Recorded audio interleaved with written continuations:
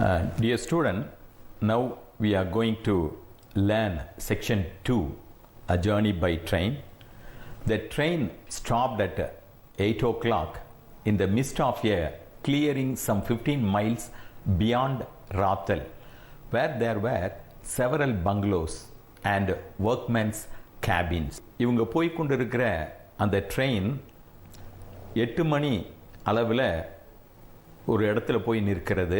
ரோத்தல் என்று சொல்லக்கூடிய இடத்திலிருந்து ஒரு 15 மைல் தூரத்தில் அது போய் நிற்கிறது. Where there were several bungalows and workmen's cabin. அந்த இடத்துல அரண்மனைகள் போன்ற பெரிய கட்டடங்களும் ஒர்க்மென்ஸ் கேபின். ஒர்க்மென்ஸ் கேபின் என்று சொன்னால் அந்த ரயில்வே லைனுக்காக வேலை செய்யக்கூடிய அந்த வேலையாட்களுடைய சிறு அறைகள், தங்குவதற்கான சிறு அறைகள் எல்லாம் அங்கே கட்டப்பட்டிருக்கிறது. The conductor passing along the carriages shouted, "Passengers will get out here." ட்ரெயினுடைய நடத்துனர் பாசிங் அலாங் த கேரேஜஸ், ரயில் பட்டியின் பக்கத்தில் அவர் கடந்து வந்து கொண்டிருக்கிறார். வந்து கொண்டிருக்கும் போதே அவர் சத்தம் போடுகிறார், "Passengers will get out here."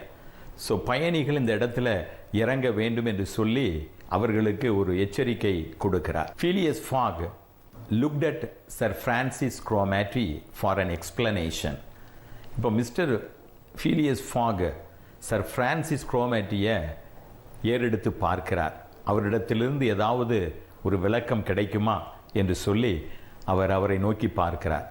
But the general good not del why there was a halt என்று சொன்னால் ஸ்டாப், ஒரு சிறிய தங்கல் என்று சொல்லலாம். in the midst of this forest of dates and acacias. dates என்று சொன்னால் பேரிச்ச பழம், டேட்ஸ் பேரிச்ச மரங்கள் இருக்கக்கூடிய அந்த காட்டுப்பகுதி.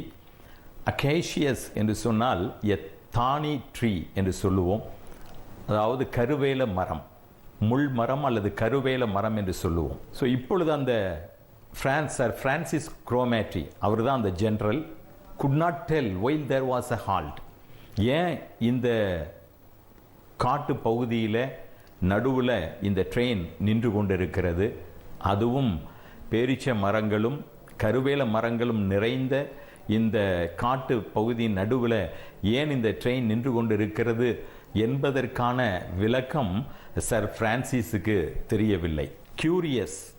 கியூரியஸ் என்று சொன்னால் ஆர்வம். பாஸ்பர்து rushed out and speedily returned crying, "Marcia, no more railway." பாஸ்பர்து அந்த ட்ரெயினிலிருந்து வேகமாக இறங்கி செல்லுகிறார். இறங்கி சென்ற அதே வேகத்தில் அவர் திரும்புகிறார். ஸ்பீட்லி ரிட்டர்ன் கிரையிங், "மார்ஷியா, நோ மோர் ரயில்வே." மார்ஷியா என்பது ஒரு பிரெஞ்சு வேர்டு. நம்ம தமிழில் ஐயா என்று சொல்லுகிறோம், மதிப்பு மிகுந்த ஒரு வார்த்தை. அதே போல் இந்த மார்ஷியா என்பது மிஸ்டர் என்ற ஒரு இடத்தை அது வார்த்தை குறிக்கிறது. கிரையிங், "மார்ஷியா, நோ மோர் ரயில்வே." இதுக்கப்புறம் ரயில்வே லைன் இல்லை அப்படின்னு சொல்லி பாஸ்பர்து அந்த தகவலை சொல்லுகிறார். "What do you mean?" Asked sir Francis. Sir Francis கேட்கிறார், "நீ என்ன சொல்ற?" அப்படின்னு சொல்லி கேட்கிறார். "I mean to say that the train is not going to go any further." Further, FURTHER. "I mean to say that the train is not going to go any further." இதற்கு மேலே இந்த ட்ரெயின் போகிறதற்கான வாய்ப்புகள் இல்லை, அதற்கான தண்டவாளம் அங்கே போடப்படவில்லை என்று சொல்லுகிறார். "I mean to say that the train is not going to go any further." The general at once stepped out. At once means immediately, உடனடியாக. while Phileas Fogg calmly followed him and they proceeded together to the conductor. General என்று சொல்லும் பொழுது அங்கே sir Francis Cromarty at once stepped out, அவர் உடனே ட்ரெயினிலிருந்து கீழே இறங்குகிறார். while Phileas Fogg calmly followed him. calmly என்று சொன்னால் அமைதியாக, quietly, அமைதியாக அவரை பின்தொடர்ந்து Phileas Foggum செல்லுகிறார். "Where are we?" asked Sir Francis. Sir Francis இப்பொழுது அந்த கண்டக்டரை பார்த்து கேட்கிறார், நாம் எங்கே இருக்கிறோம்? Where are we? நாம் எங்கே இருக்கிறோம்? At the hamlet of Kholby. Hamlet என்று சொன்னால் குக்கிராமம் என்று சொல்லுகிறோம். A small village. கோல்பி அப்படிங்கிறது it's a name of a place 50 miles away from Allahabad. Do we stop here? நாம் இங்கே தான் இருக்கணுமா அப்படின்னு சொல்லி அவர் கேட்குறாரு. சர்டன்லி, நிச்சயமாக. The railway is not finished. Conductor சொல்கிறாரு, அந்த ரயில்வே என்று சொன்னால் railway line is not finished. அந்த ரயில்வேக்கான அந்த தண்டவாளம் போடக்கூடிய அந்த வேலையானது இன்னும் நிறைவு பெறவில்லை, முடியவில்லை அப்படிங்கிறார். வாட்? Not finished? என்ன, இன்னும் அது முடியலையா? No, there is still a matter of 50 miles to lead from here to Allahabad, where the line begins again. No, there is still a matter of 50 miles. இல்லை, இன்னும் 50 மைல் இந்த இடத்திலிருந்து அலகாபாத் வரைக்கும் போடப்பட வேண்டி இருக்கிறது. அங்கேருந்து தான் திரும்ப அந்த ரயில்வே லைனானது ஸ்டார்ட் ஆகிறது. But the papers announced the opening of the railway throughout. ஆனால் நியூஸ் பேப்பரில் வந்து ரயில்வே லைன் முழுவதுமாக அது முடிந்து விட்டது, அந்த வேலைகள் முடிந்து விட்டது என்று சொல்லி அவர்கள் அதை அறிவித்திருந்தார்களே என்று சொல்லி அவர் கேட்கிறார். What can I tell you officer? The papers were mistaken. நான் என்ன சொல்கிறது அதிகாரியே? அந்த பேப்பரில், நியூஸ் பேப்பரில் ஒரு வேளை அது தவறுதலாக போடப்பட்டிருக்கலாம். yet you sell tickets from Bombay to Calcutta, snapped Sir Francis, who was growing angry. Yet you sell tickets from Bombay to Calcutta. நீங்கள் வந்து பாம்பேலேருந்து கல்கத்தா வரைக்கும் டிக்கெட்டை நீங்கள் சேல் பண்ணிட்டீங்க. Snapped sir Francis. ஸ்னாப்டு என்று சொன்னால் became angry. ரொம்ப கோபத்தோடு அதை சொல்கிறார். who was growing angry. அவருடைய அந்த கோபமானது வளர்ந்து கொண்டே இருக்கிறது. இந்த இடத்துல வந்து பாம்பே என்று சொல்லுகிறோம். இது பழைய பெயர். இன்றைக்கு அதை நாம் மும்பை என்று சொல்லுகிறோம். No doubt, replied the conductor, but the passengers know that they must provide means of transportation for themselves from Golbi to Allahabad. அந்த ட்ரெயினுடைய நடத்துனர் சொல்லுகிறார், சந்தேகமே இல்லை, but the passengers know that they must provide means of transport. ஏற்கனவே ட்ரெயினில் பயணம் செய்யக்கூடிய பயணிகளுக்கு இந்த கோல்பிலிருந்து அலகாபாத் வரைக்கும் செல்வதற்கான போக்குவரத்திற்கான வழிமுறைகளை அவர்கள்தான் தெரிவு செய்து கொள்ள வேண்டும் என்று சொல்லி அவங்களுக்கு ஏற்கனவே தெரியும் அப்படிங்கிறத சொல்கிறார். Sir Francis was furious. Furious means extremely angry, மிக கோபம் அடைதல். Sir Francis was furious. Passepartout would willingly have knocked the conductor down and did not dare to look at Mr. Fogg. Passepartout conductor சொல்லக்கூடிய அந்த வார்த்தைகளை கேட்கும் பொழுது அவரை அடித்து கீழே வீழ்த்த வேண்டும் என்கிற ஒரு எண்ணம் அவருக்கு ஏற்படுகிறது. ஆனால் அதே நேரத்தில் மிஸ்டர் ஃபாகனுடைய முகத்தை அவரால் பார்க்க முடியாது, பார்ப்பதற்கான மனதைரியம் அவருக்கு இல்லை. Sir Francis said Mr. Fogg quietly, "We will, if you please, look about for some means of transport to Allahabad." Mr. Fogg quietly என்று சொன்னால் calmly, ரொம்ப அமைதியாக, QUIET. quiet என்று சொன்னால் calmlyன்னு அர்த்தம், அமைதியாக. இன்னொரு ஸ்பெல்லிங் இருக்குது, QUITE என்று சொன்னால் quiet, complete என்று சொல்லி அர்த்தம், முழுவதுமாக. இந்த இடத்துல அமைதியாக சர் ஃப்ரான்சிஸ் என்று சொல்லி அவர் அழைக்கிறார். we will, if you please. இந்த சென்டென்ஸ் கன்ஸ்ட்ரக்ஷன் பார்த்தீங்கன்னா, if you please we will look about for some means of transport to Allahabad. நீங்கள் விருப்பப்பட்டால் நம்ம அலகாபாத் வரைக்கும் போகிறதற்கு சில போக்குவரத்திற்கான வழிமுறைகளை நாம் பார்க்கலாம் அப்படின்னு சொல்கிறார். Mister Fogg, this is a delay greatly to your disadvantage. Disadvantage இது மிகப்பெரிய ஒரு அசௌகரியத்தை ஏற்படுத்தும், மிகப்பெரிய பிரச்சனையை ஏற்படுத்தும் சொல்கிறார் mister Fogg. This is a delay என்று சொன்னால் தாமதம்.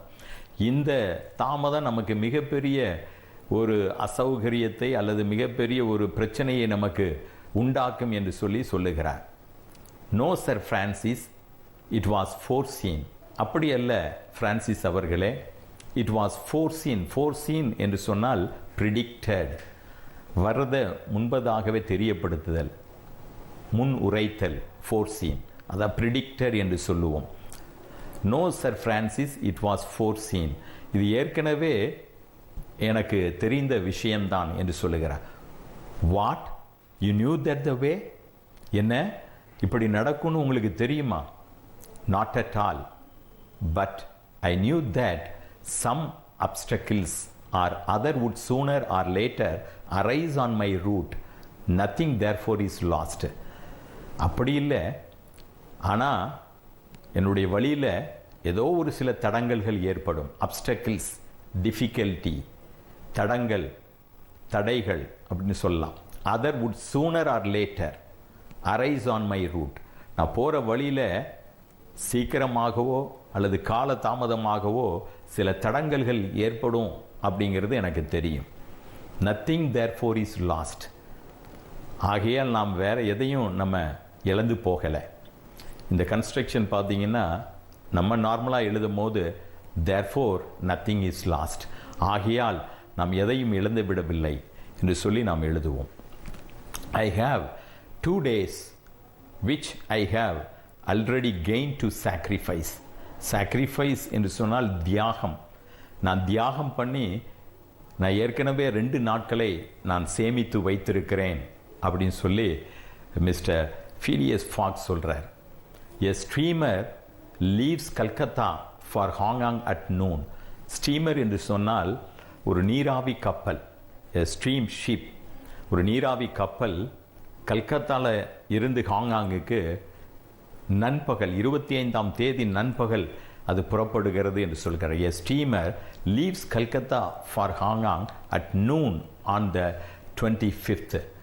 This is the 22nd and we shall reach Calcutta in time. இன்னைக்கு நமக்கு 22nd 22ஆம் தேதி தான் ஆகுது. அதனால் நம்ம கல்கத்தாவை சரியான நேரத்தில் போய் சென்று அடைய முடியும் என்று சொல்லுகிறார். டூ யூ நோ, உங்களுக்கு தெரியுமா? Agra is one of the most visited destinations in India. இந்தியாவில் பார்க்கக்கூடிய இடங்களில் ஒன்று Agra. Agra also has other attractions. இந்த ஆக்ரா என்ற பட்டணத்தில் இன்னும் பல விதமான நம்மை கவர்ந்திழுக்கக்கூடிய சில இடங்கள் உண்டு. லைக் ஆக்ரா ஃபோர்ட், ஆக்ரா கோட்டை என்று சொல்லுகிறோம். த சிக்கந்தர் ஃபோர்ட், சிக்கந்தர் கோட்டை என்று சொல்லக்கூடிய இடம். Akbar's tomb and many other tourist spots. Akbar உன்னுடைய கல்லறை, அதுபோக இன்னும் அநேக சுற்றுலா தலங்கள் எல்லாம் ஆக்ராவில் பார்க்கக்கூடிய இடங்களாக இருக்கிறது. இந்த தாஜ்மஹால் என்று சொல்லும் பொழுது, Taj Mahal is a white marble building built by the Mughal Emperor Shahjahan in memory of his wife Mumtaz Mahal. இந்த தாஜ்மஹால் ஒரு பளிங்கு கற்களால் உருவாக்கப்பட்ட ஒரு அருமையான ஒரு கட்டடம். Now we are going to learn section 3 from the same lesson. Mr. Fogg and Sir Francis Cromarty, after searching the villages from end to end, came back without having found anything. Mr. Fogg, Sir Francis Cromarty, அவருடைய நண்பரில் ஒருவரான Francis குரோமேட்டி, 2 பேரும் சேர்ந்து அந்த Colby என்று சொல்லக்கூடிய அந்த கிராமத்தில் அவர்கள் ஒரு இடத்திலிருந்து ஒரு கார்னரில் இருந்து இன்னொரு கார்னர் வரைக்கும் அங்கே தேடுகிறார்கள். ஏதாவது நமக்கு அந்த means of transportation. I shall go on foot said Phileas Fogg. Phileas Fogg இங்கே சொல்லுகிறார், I shall go on foot, நான் நடந்து தான் போக போகிறேன் அப்படின்னு சொல்கிறார். Passepartout, who had now rejoined his master, made an unhappy face as he thought of his magnificent Indian shoes. Passepartout, அந்த French attendant, அவர் வந்து இப்போ தன்னுடைய மாஸ்டரோட இணைந்து கொள்ளுகிறார். ஜாயின் டுகெதர், அதான் join together, made an unhappy face. அவருடைய முகம் ரொம்ப சோகமாக கவலையோடு இருக்குது. காரணம் என்ன அப்படின்னு பார்த்தீங்கன்னா, தன்னுடைய மாஸ்டர் ஃபிலியஸ் ஃபாக்ஸ் சொல்லிட்டாரு, நம்ம நடந்து தான் போகிறோம் அப்படின்னு சொல்கிறாரு. ஸோ அதை கேட்டு இவர் கவலை அடைகிறார். இன்னொரு reason, as he thought of his magnificent Indian shoes. So இந்தியாவில் வாங்கின இந்த அருமையான அற்புதமான இந்த ஷூ எல்லாம் பழமையாகி விடுமே அப்படிங்கிற ஒரு எண்ணமும் அவருக்கு இருக்கிறது. Happily he to had been looking about him and after a moments hesitation, ஒரு கண தயக்கம், அதான் மொமெண்ட்ஸ் ஹெசிடேஷன் அப்படி சொல். Said Mashia, I think I have found a means of conveyance. Conveyance means transportation, போக்குவரத்து அப்படின்னு சொல்கிறோம். ஹெசிடேஷன் என்று சொன்னால் தயக்கம் என்று சொல்லுகிறோம். Happily he too had been looking about him and after a moment's hesitation. So இப்போ அவருடைய முகத்தை பார்க்கிறார். பாஸ்பர்து ஃபீலியஸ் ஃபாகனுடைய முகத்தை பார்த்து கொஞ்ச நேரம் தயங்கிட்டு அப்புறம் சொல்கிறாரு, மேஷியா, mister, I think I have found a means of conveyance. நான் வந்து போக்குவரத்திற்கான ஒரு வழியை கண்டுபிடிச்சிருக்கிறேன் அப்படின்னு சொல்லி தெரியப்படுத்துகிறார். வாட்? ரொம்ப ஆச்சரியத்தோட ஃபீலியஸ் ஃபாக் அதை கேட்குறார். என்ன அப்படின்னு கேட்குறார். an elephant that belongs to an Indian who lives but 100 steps from here. ஒரு யானை இருக்குது. அந்த யானையானது ஒரு இந்தியன்ட்ட அந்த யானை இருக்கிறது. who lives but 100 steps from here. இங்கே இருந்து 100 அடி தூரத்திற்கு குறைவான தூரத்தில் ஒரு இந்தியன்ட்ட தான் அந்த யானையானது இருக்கிறது என்று சொல்லி ஒரு தகவலை சொல்லுகிறார். Kiouni, this was the name of the animal. அந்த யானையினுடைய பெயர் வந்து கியோனி. could doubtless travel rapidly for a long time. rapidly means quickly, speedily, விரைவாக என்று சொல்லுகிறோம். and in the absence of any other means of transport, Mr. Fogg resolved to hire him. கியோனி, this was the name of the animal. கியோனி என்பது தான் அந்த யானையினுடைய பெயர். could doubtless travel rapidly for a long time. எந்த ஒரு சந்தேகமும் இல்லை, இந்த யானையானது நீண்ட தூரம் மிக வேகமாக செல்லக்கூடியது. in the absence of any other means of transport, Mr. Fogg resolved to hire him. வேற டிரான்ஸ்போர்ட்டுக்கு, போக்குவரத்திற்கு வேற வழிமுறைகளே இல்லாத அந்த தருணத்தில் mister Fogg resolve to hire him. அந்த யானையை வாடகைக்கு அமர்த்தி கொள்ளலாம் என்று அவர் உறுதி எடுக்கிறார். ரிசால்வ்டு, ஃபேமிலி டிட்டர்மைண்ட் என்று சொல்லலாம். அதை உறுதியாக அதை மேற்கொள்ளுகிறார்.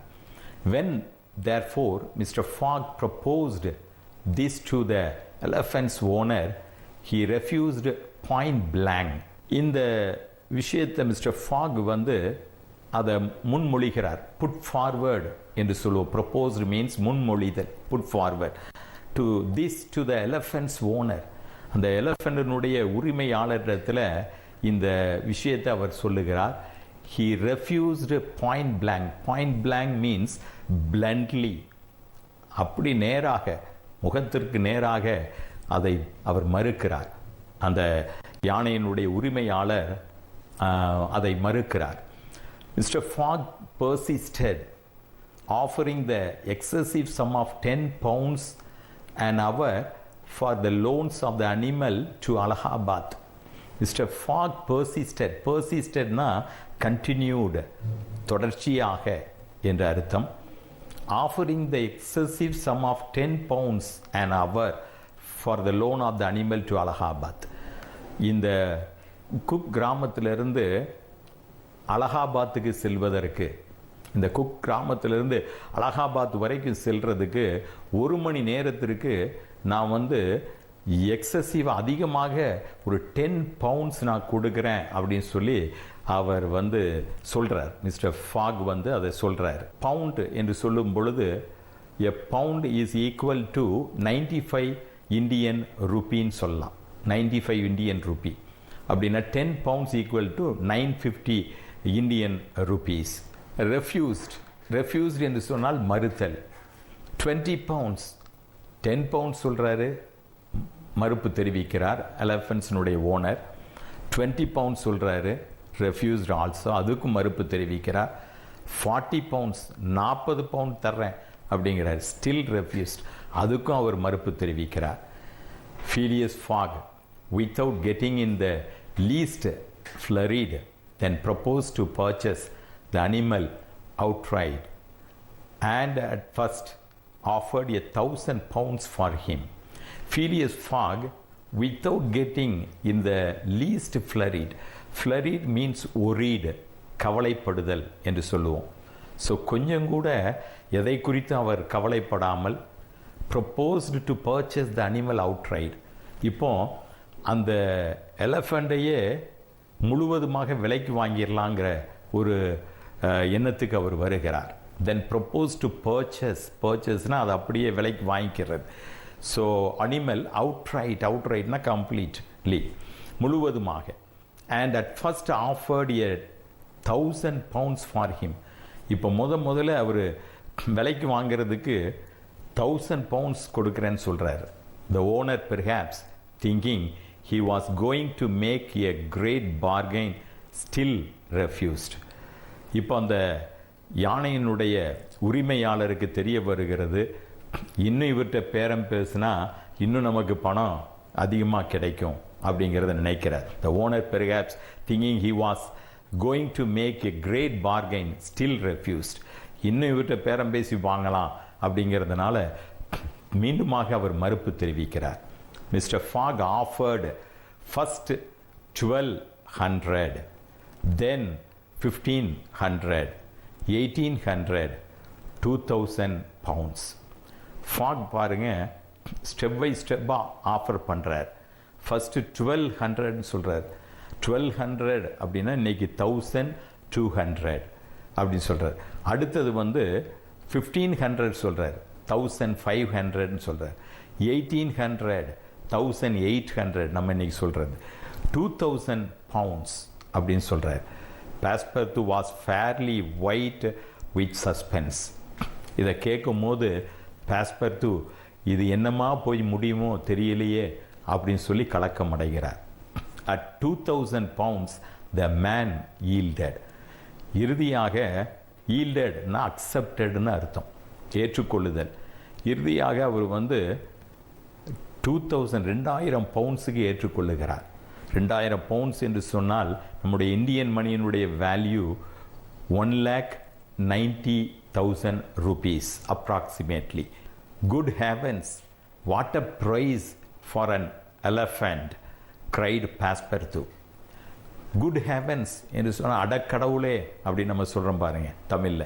அது அடக்கடவுளே, ஒரு யானைக்கு இவ்வளவு விலையா? What a price for an elephant, cried Passepartout. Passepartout வந்து சத்தமோடு சொல்கிறார், ஒரு யானைக்கு இவ்வளவு விலையா என்று சொல்லி தன்னுடைய ஆதங்கத்தை வெளிப்படுத்துகிறார். A young man with an intelligent face offered his service as a guide. ஒரு இளைஞன், அவர் பார்க்குறதுக்கு ரொம்ப புத்திசாலித்தனமான ஒரு இளைஞனாக தெரிகிறது. அவர் வந்து இப்போ மிஸ்டர் ஃபீலியஸ் ஃபாக்ட்ட சொல்கிறாரு, நான் வந்து உங்களுக்கு வழிகாட்டியாக வர்றதுக்கு நான் தயாராக இருக்கிறேன் அப்படின்னு சொல்கிறார். Which mister Fogg accepted. Mister ஃபாகும் அதை ஏற்றுக்கொள்ளுகிறார்.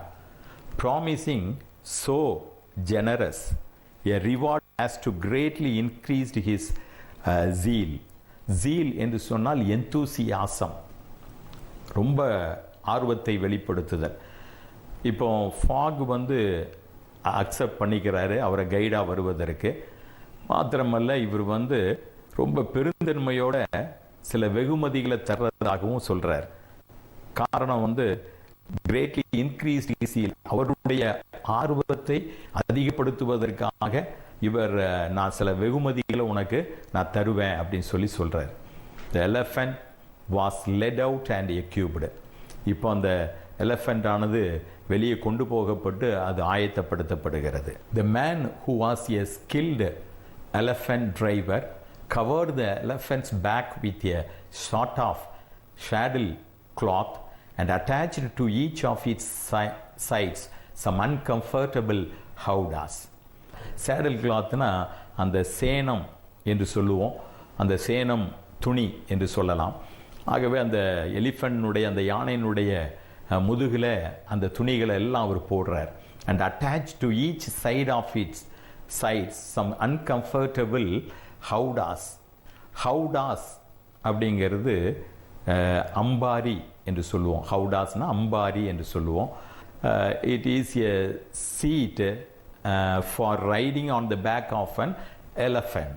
Phileas Fogg paid the elephant owner with some banknotes which he extracted from the famous carpet bag, an action that made poor Passepartout lose his breath.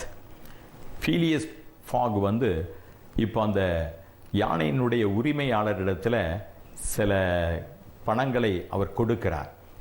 அதை எதிலிருந்து எடுக்கிறார்னு பார்த்தீங்கன்னா which he extracted from the famous carpet bag. Carpet பேக்குங்கிறது கம்பள பை அப்படின்னு சொல்லுவோம்.